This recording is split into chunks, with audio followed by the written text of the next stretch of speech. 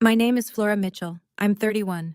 For my parents' 40th anniversary, I flew 3,000 miles with a gift wrapped in gold paper. Before I could even sit down, Mom looked at me and said, "We didn't invite you. Your sister planned this." Then Dad pushed my gift off the table and said, "We don't want anything from the daughter who abandoned us." I picked it up, and I left. When they found out what was inside, what it cost me, what it meant, and who actually paid for the roof over their heads, they drove 14 hours straight to my front door. Before I take you back to the beginning, if you end up liking this story, please take a moment to like and subscribe, but only if it genuinely stays with you. And tell me in the comments, where are you watching from, and what time is it there? Now, let me take you back 5 years, to the day I found out my parents were about to lose their house. I grew up in Hardin, Ohio. Population 4,000, give or take a few who wandered off and never came back. My father, Gerald Mitchell, fixed pipes for a living. My mother, Judith, worked part-time at the grocery store on Route 31. And my older sister, Vivian, 4 years ahead of me in everything, was the sun the whole house orbited around. I don't say that with bitterness. I say it because it's true. Vivian was loud where I was quiet. She told stories at dinner while I cleared the plates. As she brought home report cards with a speech attached, I brought home the same grades and left them on the counter. Dad would hold up Vivian's and say, "That's my girl." Mine stayed on the counter until Mom filed them away. There was this thing Dad used to say at family barbecues. He'd point his beer at Vivian, then at me, and go, "Vivian got the brains, Flora got, well, Flora's Flora." Everyone laughed. I laughed too. I was 8 the first time I heard it. I was 18 the last time. And the joke never changed. Neither did the audience. I went to nursing school, graduated, got a job offer in Denver, Colorado, and packed everything I owned into 2 suitcases and a cardboard box. The morning I left, Dad was fixing a pipe under the kitchen sink. I stood in the doorway and said, "Bye, Dad." He didn't come out from under the sink, just said, "Good, one less mouth." That was June 15th, my birthday. I didn't leave because I stopped loving them. And I left because staying meant disappearing. And I was already halfway gone. For the first year in Denver, I called home every Sunday, 7 p.m., without fail. Mom picked up sometimes. Dad never did. By the second year, the calls went to voicemail more than they didn't. I texted Vivian about it. "They're busy," she wrote back. "Don't take it personally." Then a week later, "You know how Dad is. He thinks you abandoned us." I sent birthday gifts, Christmas packages, and a hand-knit scarf I spent 3 weekends making for Mom. I never heard a word about any of them. When I asked Vivian, she sighed and said, "I think they threw it away without opening it, Flora. I'm sorry." That sentence sat in my chest like a stone. Then one Thanksgiving, Aunt Martha, Mom's younger sister, called me. We were talking about nothing in particular when she said, "By the way, your mom just loves that scarf you sent, wears it every Sunday to church." I went quiet. "Flora, you there?" "Martha?" "Vivian told me they threw it away." Long pause. Then Martha said very carefully, "That's not what happened." I didn't push her, not that day. But something shifted inside me. A crack in the story I'd been told, just wide enough to see light through. I started paying closer attention to the things Vivian said versus the things that were actually true, and the gap between them kept getting wider. I didn't have proof of anything yet, just a feeling. At the kind you get when someone's been rearranging the furniture in your life and telling you it was always that way. "Flora, they just don't think about you that much," Vivian had said once. "I'm sorry." She said, "I'm sorry" a lot. It never sounded like she meant it. The call came on a Tuesday, March, 5 years ago. I was 26, pulling a double shift in the ICU, when my phone buzzed with Aunt Martha's name. Her voice was tight. "Honey, I need to tell you something. Your parents are 3 months behind on the mortgage. The bank sent a final notice." I leaned against the hallway wall. "How bad is it?" "Bad enough that they could lose the house by summer." "Does Vivian know?" "Vivian told them she'd handle it." Pause. "But I haven't seen any payments go through, and your father won't talk about it. You know how he is." That night, I sat in my apartment and stared at the wall for an hour. Then I called the bank, First National in Hardin. I asked to speak to whoever managed residential mortgages. They transferred me to a man named Dave Keller, branch manager. Calm voice, patient. I explained who I was, asked about the account status. He confirmed. 3 months overdue. Foreclosure process starting. Then he said something that stopped me cold. Actually, someone else called last week claiming to be a family member. Said they'd take care of it. He paused. But they never followed up with any payment. I knew exactly who that was. Vivian had called, made the promise, and never sent a dime. That was the first time I realized my sister wasn't just careless. She was calculating. I told Dave I wanted to set up automatic payments from my account, monthly, anonymous. Don't tell anyone the payments are coming from me, I said. Not my parents, not my sister, no one. He agreed, and I called Martha and said 5 words. Don't tell anyone, especially Vivian. $2,300 a month. That's what invisible love looks like. I was making decent money as a charge nurse at a hospital in Denver. Decent, not rich. After rent, groceries, student loans, and the new mortgage payment, I had about $200 left each month for everything else. So I made choices. No vacations, no dinners out. I bought clothes from Goodwill and furniture from estate sales. When my car needed new tires, I picked the cheapest ones and drove slow in the rain. Tommy Reed, my boyfriend, a carpenter with steady hands and a quiet way of seeing things, figured out what I was doing within 3 months. I didn't tell him. He just noticed I stopped buying coffee on the way to work, and then he noticed the spreadsheet on my laptop, and then he sat down on the bed and said, "It's the house, isn't it?" I nodded. He didn't say I was crazy. He didn't say I should stop. He said, "Okay, I'll fix the porch railing myself so we don't have to hire anyone." That was Tommy. No speeches, just lumber and a level. For 5 years, I worked extra shifts. I picked up holidays, weekends, overnights. I didn't complain. Every month, $2,300 left my account and landed in my parents' mortgage. And every month, the balance got a little smaller. My parents never called. Not once. Not on my birthday, not on Christmas, not when I got promoted to charge nurse. But the mortgage stayed current. And the foreclosure notices stopped, and the house on Maple Drive stayed standing. I never asked for a thank you, but I didn't know someone else was already getting thanked for what I was doing. Aunt Martha was my only window into what happened back in Hardin. She'd call me every few weeks, careful not to say too much, careful not to say too little. But one evening, about 2 years in, her voice sounded different, harder. "I need to tell you something," she said, "and you're not going to like it." Vivian had told my parents she was the one paying the mortgage. Not helping, not contributing, paying, the whole thing. According to Martha, Dad stood up at Thanksgiving dinner, the table full of cousins, uncles, neighbors, and raised his glass. "To Vivian," he said. "The only one who actually cares about this family."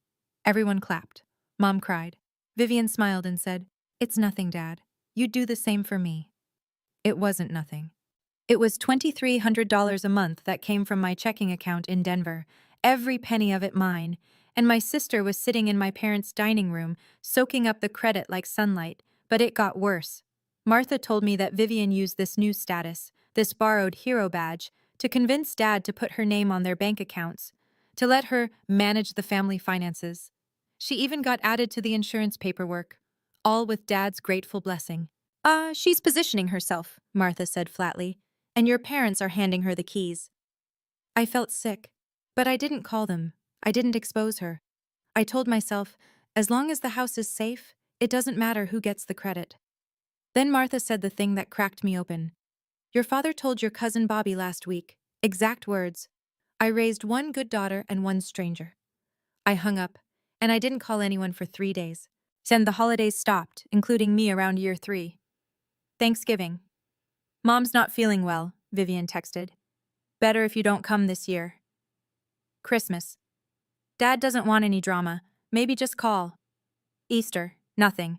No text, no call, just silence. But through Martha, I knew the truth. The house was full every holiday. Cousins drove in from Columbus. Uncle Ray brought his famous pie. The neighbors came for dessert. Everyone was there. Everyone except me. Vivian had built a wall around my family and put herself at the gate, and nobody questioned it because as far as they knew, she was the one keeping the roof over their heads. Meanwhile, I kept paying, every single month. The balance went from $140,000 down to 80, then 60, then 40. I watched the numbers fall on my bank app like some kind of reverse countdown.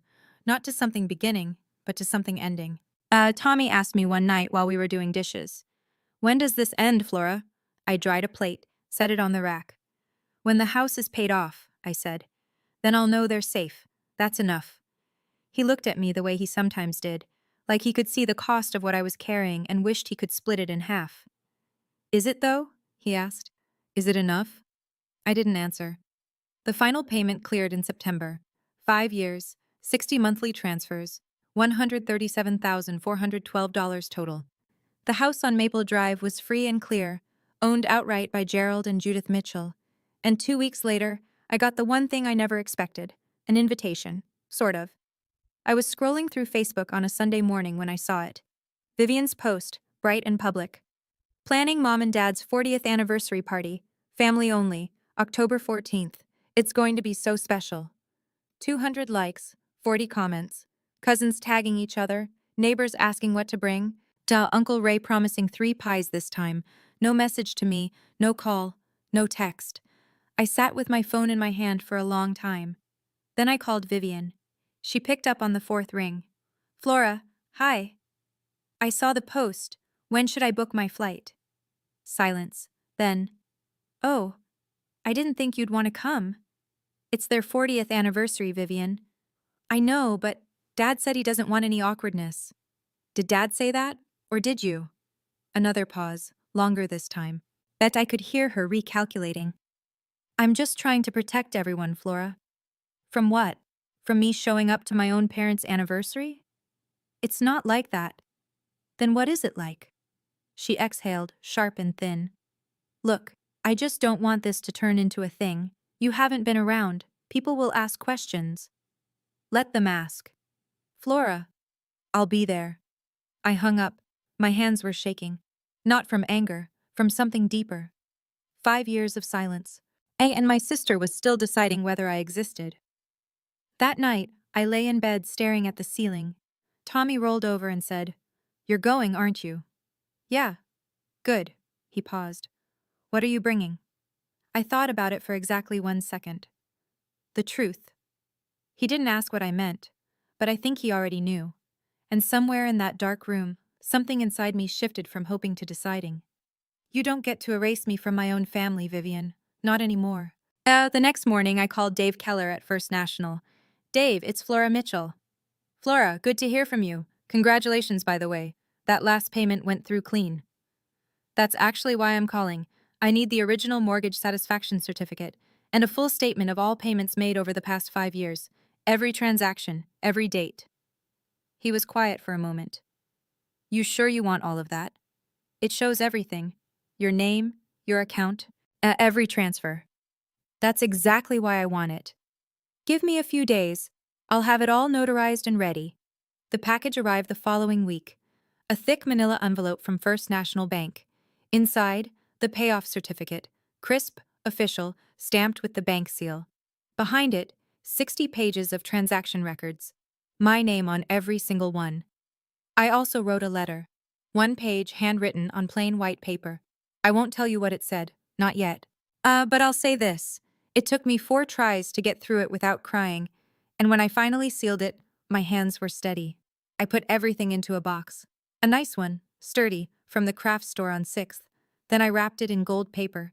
Not because I'm fancy, but because it was my parents' wedding color. 40 years ago, their cake had gold ribbons. Mom kept one in her jewelry box for decades. I thought she'd remember. The morning of my flight, Tommy drove me to the airport. At the curb, he held my bag while I stood there with the gold box tucked under my arm. "Whatever happens," he said, "you already did the right thing. 5 years of the right thing." I kissed him and walked inside. I didn't know then that I'd be back in less than 24 hours, without the box. The flight from Denver to Columbus was 3 hours and 12 minutes. I spent all of it with the gold box on my lap, running my thumb along the edge of the wrapping. I rented a car at the airport. A small gray sedan. Drove east on I-70 for an hour and a half until the highway narrowed into 2-lane roads and the landscape turned into the flat, green, wide-open Ohio I remembered. Grain silos, white churches, that gas station on Route 31 that's been closing soon since I was in middle school. I turned onto Maple Drive at 4:15 in the afternoon. And there it was, the house. Same brown siding, same chain link fence, same cracked driveway. But today there were balloons tied to the mailbox. A homemade banner hung across the porch. Happy 40th Gerald and Judith. Cars lined both sides of the street. I counted at least 20. I parked at the end of the block, cut the engine, sat there. Through the front windows I could see people moving. I could hear music, something country, turned up just enough to leak through the walls. Laughter. Voices layered over each other the way they do when a room is full. 60 people inside, and not one of them expecting me. And I looked at the gold box on the passenger seat. The corner of the wrapping had creased during the flight. I smoothed it with my fingertip. What if they still don't want me? What if I walk in there and nothing changes? I sat for 10 minutes, watched the light shift through the trees. Then I picked up the box, opened the car door, and stepped onto the sidewalk. The front door was 30 yards away. It might as well have been 3,000 miles. Then I opened the screen door and stepped inside. The living room had been rearranged. Tables pushed together in an L shape, covered in white cloth. Folding chairs borrowed from the church lined every wall. Flower arrangements sat on every flat surface. Vivian's touch, no doubt. A slideshow played on a laptop in the corner. Photos of Mom and Dad through the years. I wasn't in many of them. A few heads turned, then a few more. Mrs. Patterson, our old neighbor, was the first to speak. "Flora? Oh my goodness! We haven't seen you in years!" She said it loud enough that half the room heard. Conversations dimmed. Forks paused. Eyes moved from me to the gold box in my hands, then back to me. I scanned the room. Uncle Ray by the food table, Cousin Bobby near the window. A dozen faces I half recognized, and a dozen I didn't. Then I found her. Aunt Martha. She was standing near the kitchen doorway with a glass of iced tea, and the moment she saw me, her hand froze halfway to her mouth. But her eyes dropped to the box, then widened. She knew. She knew exactly what I was carrying. We looked at each other across the room. 5 years of secret keeping passed between us in a single glance. I could see the question on her face. "Are you sure?" I gave a small nod. Martha set her glass down and pressed her lips together. Then she nodded back. Just once. Firm. Behind me, the screen door creaked shut. In front of me, the murmur of the room rebuilt itself. Quieter now, but with a new frequency underneath, the low hum of something unexpected. People were watching, and I hadn't even said a word yet. Vivian was mid-sentence when she saw me. She'd been standing at the head of the table with a champagne glass, giving what sounded like the tail end of a toast. "And I'm so grateful I could give back to you both, especially with the house. Everything I've done, I did out of love." Applause, a few raised glasses, and Dad nodded from his chair like a king receiving tribute. Then Vivian's eyes drifted past the crowd and landed on me. The change was instant, not dramatic. She was too practiced for that. Just a flicker, a tightening around the mouth. Then the smile came back, wider, warmer, like she'd rehearsed it in a mirror. She set down her glass and walked toward me, every step measured. When she got close, she leaned in, not a hug, just close enough to whisper, "What are you doing here? I told you Dad doesn't want you here." "I came to give Mom and Dad their gift," I said. My voice was even. My hands were not. Vivian glanced at the gold box. "What is that? Some last-minute thing from the airport gift shop?" I didn't answer. She stepped closer. "You should go, before Dad sees you." But it was too late. Across the room, Dad had turned in his chair, and Mom, sitting beside him, was already staring. In that moment, I remembered something Dave Keller had said when he handed me the documents. "Miss Mitchell, this is one of the most selfless things I've seen in 20 years at this bank. Your parents are lucky." Lucky. Standing in that living room, watching my sister block my path and my father's jaw tighten at the sight of me. Lucky felt like a word from someone else's language. But I kept walking. Mom saw me before Dad said anything. She was sitting to his left in a padded folding chair, her hands resting on a paper napkin she'd folded into a tiny square. When our eyes met, something moved across her face. Surprise, maybe relief, maybe guilt. I couldn't tell. It was there for half a second, then gone. The room was getting quieter. People were watching now, the way people watch when they can feel something coming but don't know what. "Flora," Mom's voice was small. "We didn't invite you. Your sister planned this." 60 people heard it. And I know because I could feel every single pair of eyes land on me at once. The silence wasn't empty. It was thick. It pressed against my skin. I know, I said. I came anyway. I have something for you and Dad. Mom looked at Dad. Dad looked at me. I don't know what I expected to see on his face. Surprise, maybe. Curiosity. Something human. What I got was stone. His mouth set in a flat line, his eyes narrow, and his arms folded across the front of his pressed Sunday shirt, like a gate swinging shut. He didn't say anything yet, but his body said everything. Behind me, I could feel Vivian moving closer. Beside me, the quiet hum of 60 people deciding whether to look away or lean in. Aunt Martha hadn't moved from her spot near the kitchen, but I could feel her watching me like a lighthouse watches a boat in bad water. I took another step forward, toward the table, toward my parents. But the gold box felt heavier than it had in the car. I didn't come to cause trouble, I said. I came because it's your 40th anniversary, and I'm your daughter. Dad's eyes dropped to the box, and his jaw tightened. I set the box on the table, right between the flower arrangement and the anniversary cake with its gold frosting letters. The wrapping caught the overhead light and flashed, just for a second, like something precious. Dad stared at it. His jaw worked side to side, the way it always did when he was building toward something. Then he reached out and pushed it. Not gently, not a nudge. A flat-palmed shove that sent the box sliding across the tablecloth and off the edge. It hit the floor with a dull thud. One corner of the gold paper tore open. The room gasped. Not loudly, more like 60 people inhaling at the same time. "We don't want any cheap thing from you." Dad's voice was loud.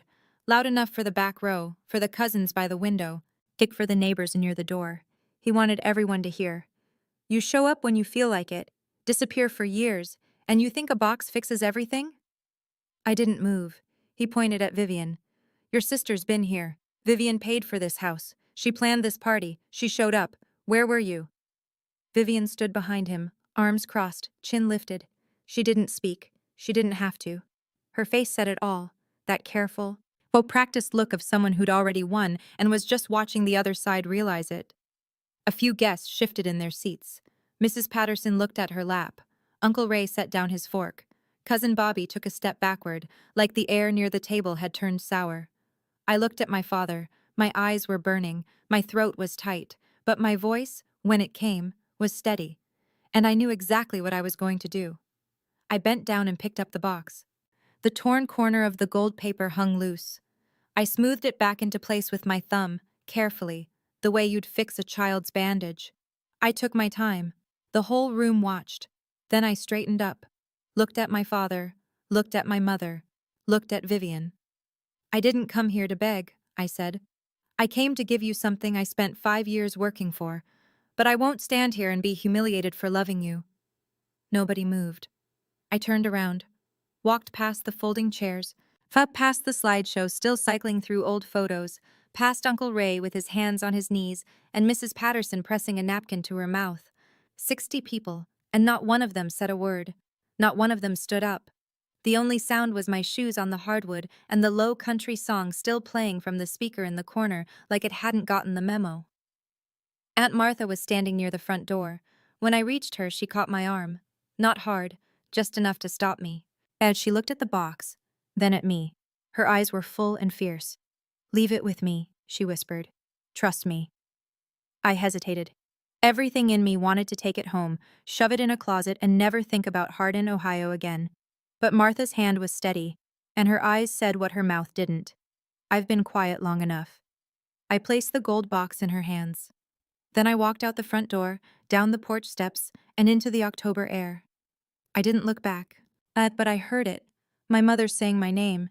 Just once. Very softly. And then nothing. Driving away from that street, I kept asking myself, why did I keep hoping? 5 years I'd paid their mortgage, and what did I get?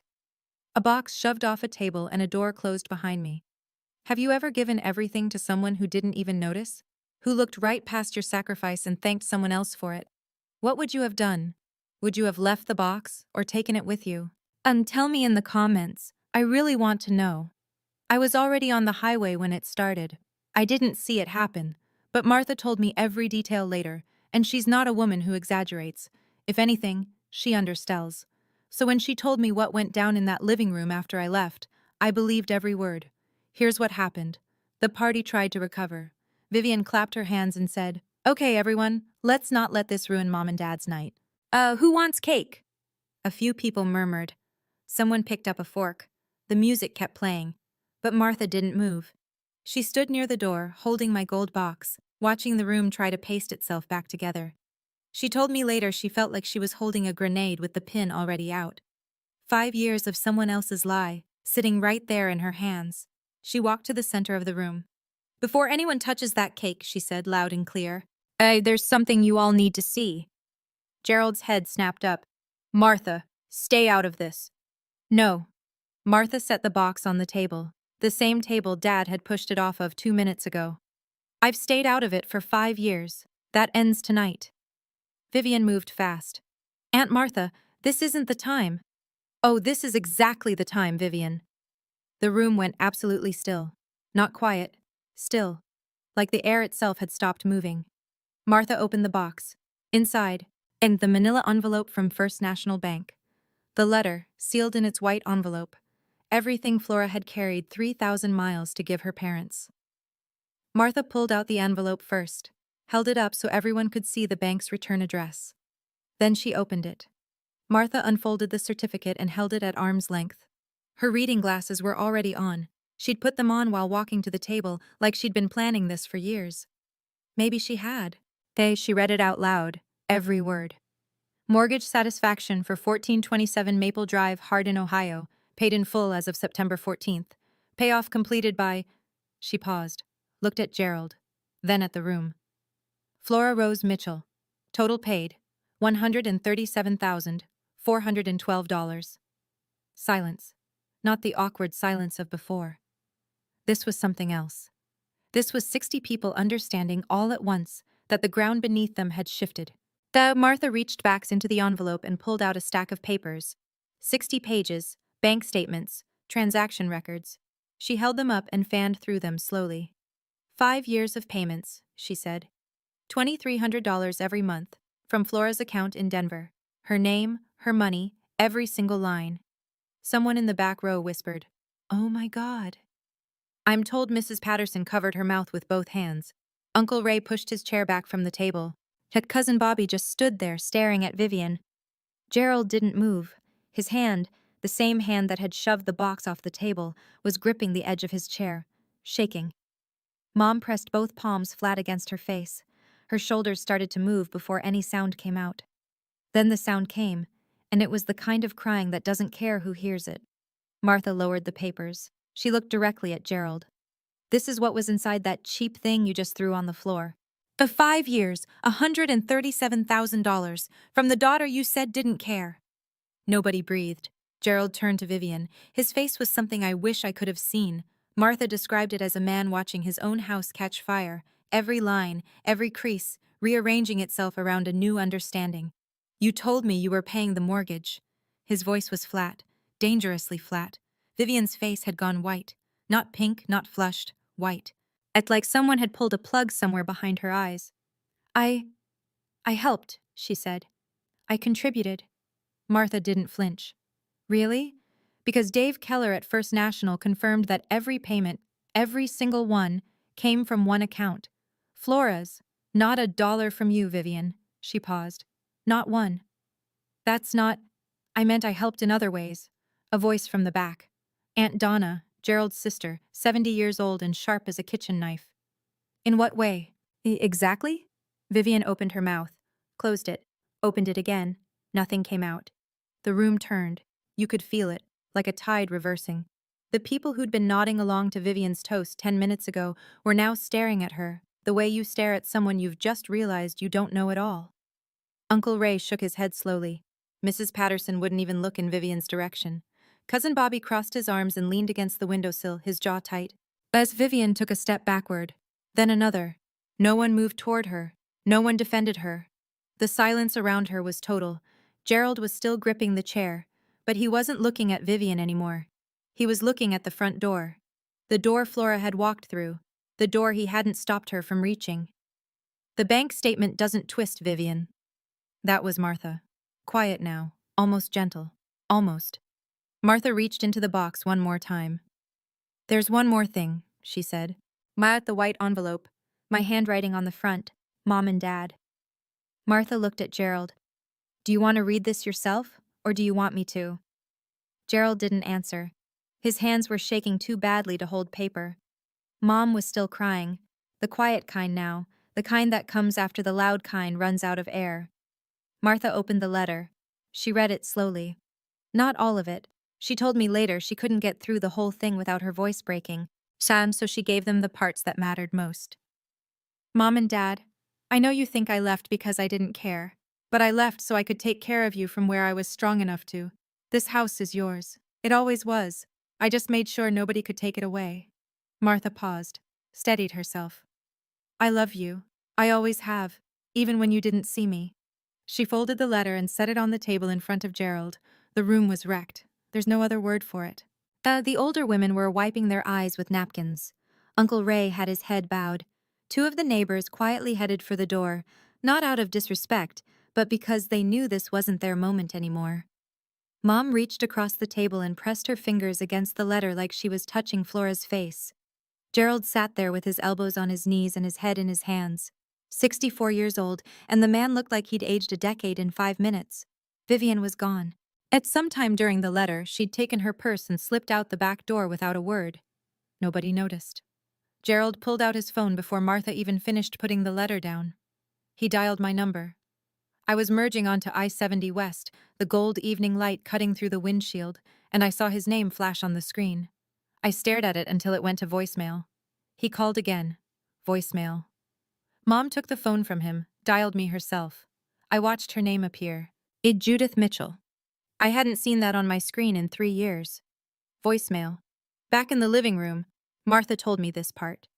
Gerald set the phone on the table and just stared at it, like he was waiting for it to ring itself, like technology might fix what he'd broken with his own hands. Martha said, She's probably on her way to the airport. She flew 3,000 miles for you, Gerald, and you didn't even let her sit down. He didn't respond. The guests began to leave. One by one, and then in groups, they gathered their coats and plates and murmured things like, beautiful party, that no one believed. The cake sat untouched. The banner still hung across the porch. Happy 40th. Old Mr. Holloway, the neighbor who'd lived across the street since before I was born, stopped at the door on his way out. He put his hand on Gerald's shoulder. You know, Gerald, he said, I always thought Flora was the quiet one. Turns out quiet doesn't mean gone. Gerald didn't look up.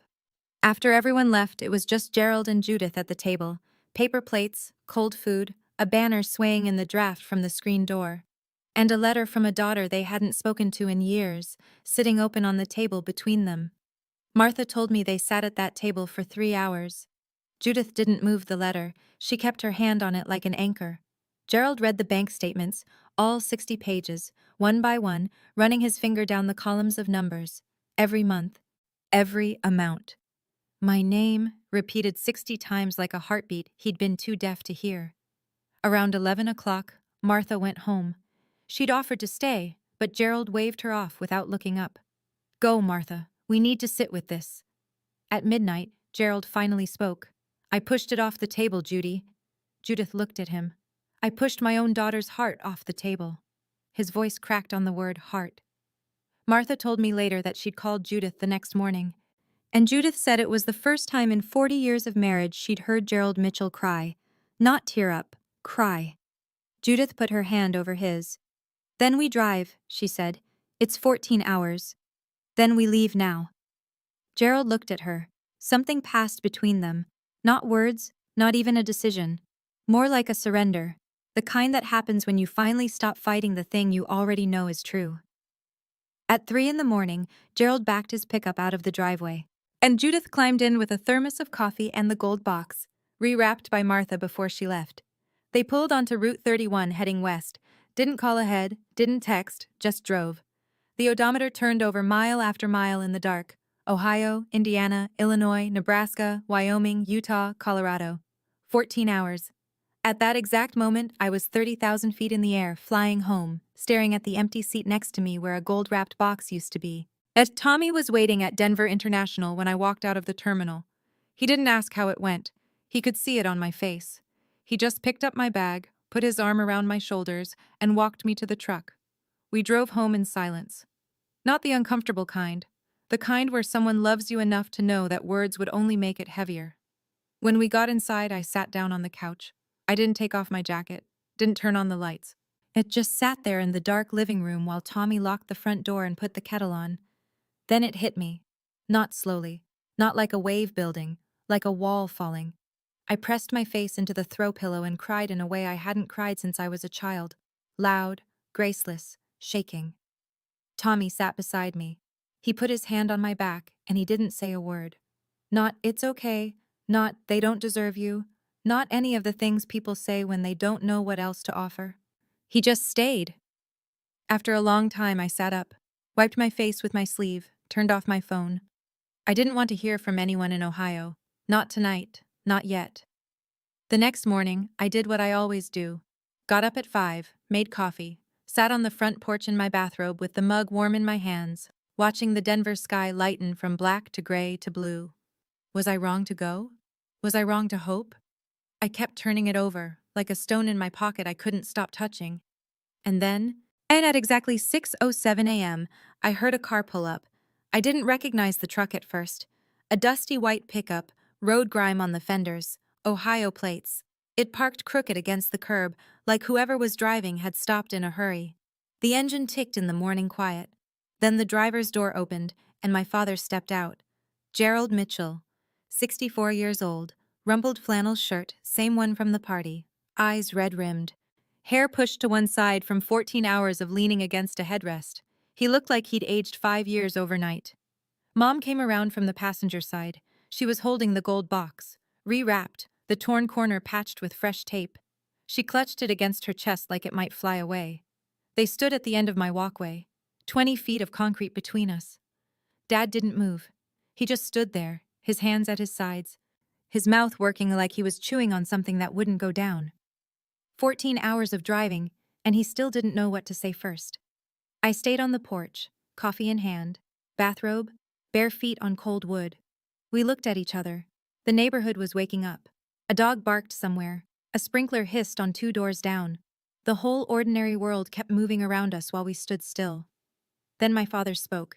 His voice was hoarse, stripped down to nothing. "I'm sorry, Flora." 3 words, 7 letters, and they were the 3 words I'd waited my entire life to hear from that man. He swallowed, tried again. I pushed away the only person who was actually holding us up. I didn't run to him. I didn't collapse. I stood on my porch with my coffee getting cold, and I let those words land where they needed to land. Mom broke first. She came up the walkway with the box still pressed against her, tears already falling, and stopped at the bottom of the porch steps. She didn't try to come up. She waited. I knew. Her voice was barely there. Deep down, I knew Vivian wasn't telling the truth. I saw things that didn't add up, and I told myself it wasn't my place to question. But I was scared. Scared of your father, scared of losing Vivian, scared of everything. She looked up at me. "I let him push your gift off the table, Flora, in front of everyone, and I just sat there." "I know. Mom. I'll never forgive myself for that." I looked at her for a long time, at the box in her arms, at the tape on the corner, at the dark circles under her eyes. Then I stepped aside and held the door open. "Come in," I said. "Both of you." It wasn't warm. I want to be honest about that. I didn't fall into anyone's arms. I made tea. I set out mugs. I moved through my own kitchen with the steady efficiency of a woman who spent 5 years taking care of people without being thanked for it. And then I let that rhythm carry me because it was the only thing keeping my hands from shaking. Tommy came out of the bedroom, said a quiet hello, shook Gerald's hand, and disappeared into the garage. He knew this wasn't his conversation. We sat at my kitchen table, the $4 estate sale table I'd eaten 1,000 quiet dinners at, and I said the thing I'd carried even longer than the mortgage. "I love you, but I won't go back to being invisible." Mom nodded, fast and broken. And Dad just looked at his hands. "I'm glad you came," I said. "But showing up once doesn't erase 5 years of silence." Dad nodded. He didn't argue, didn't explain, didn't tell me I was being unfair. That, more than the apology, told me something had actually shifted. Over the next hour, they told me what happened after I left the party. The news traveled the way news always does in a small town, fast and without mercy. By Sunday morning, and half of Hardin knew that Vivian Mitchell had lied about paying her parents' mortgage. By Monday, the other half knew. The church prayer group, the grocery store, the diner on Main where Dad had coffee every morning. People didn't confront Vivian directly. They didn't have to. They just stopped calling, stopped waving, stopped saving her a seat. In a town of 4,000, silence is its own verdict. Gerald told me he'd removed Vivian's name from every joint account. Went to the bank that Tuesday, sat across from Dave Keller, who handled it without a single "I told you so," and signed the papers himself. She had access to things she shouldn't have, Dad said quietly. That's on me. They also hired a local attorney to audit everything Vivian had touched. It was precautionary, Dad said. But the look on his face told me he was afraid of what they'd find. Vivian, for her part, sent a group text to the whole family 3 days after the party. A winding message about how Martha had manipulated the situation and turned everyone against her. She called herself the real victim. Nobody replied. Martha sent me a screenshot and a single line. The whole town's talking, not about the money, about the kind of person you are. I read it twice. Then I put my phone down and went back to work. Before they left, I sat them down one more time. The tea was cold by then. The morning sun had moved across the kitchen floor and reached the far wall. We'd been talking for 3 hours, and most of it had been them talking. I'd listened. Now it was my turn. If we're going to rebuild this, I said, I need a few things. Dad straightened in his chair. Mom folded her hands. I need you to call me, not just when something goes wrong, regularly. I need to hear from you because you want to, not because you feel guilty. Dad nodded. I need you to stop letting one person decide who's in this family and who's not. That goes for Vivian, and it goes for anyone else. Another nod. And I need you to never, ever let anyone speak for me again. If you want to know how I feel, ask me. Not my sister, not a neighbor, me. The kitchen was quiet. The refrigerator hummed.